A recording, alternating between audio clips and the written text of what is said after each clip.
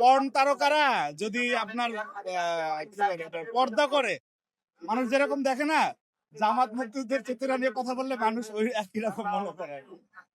সুতরাং জামাতের secretary general যেটা বলেছেন সেটা ওই যে বক্তব্যে বলা লাগে, বা ওনারা প্রাসঙ্গিক থাকতে চান। ওনারা তো সবাই কি বলে এটা, কি ভাইরাল হয় না, ভাইরাল হতে পছন্দ করেন আর কি। সেই জন্য আর কি ওনারা এইসব কথাবার্তা বলে থাকেন। ওনাদের প্রতি মানুষের আহ ওনাদের কথার প্রতি মানুষের আস্থা নেই। পাশাপাশি ওনাদের দিয়ে মানুষ বিনোদনের খোরাক পায় আর কি। আওয়ামী লীগের অনুপস্থিতিতে মানুষ একটু বিনোদনের অভাবে ছিল, কারণ আওয়ামী লীগের যে সংসদ বসতো, সং করতো, রংধং করতো, সেগুলো মানে আওয়ামী লীগের অনুপস্থিতিতে তাদেরই মানে দীর্ঘদিনের পরমাত্মার বন্ধু আর কি, জামাত, তারা এই বিনোদনের খোরাকটা দেয়।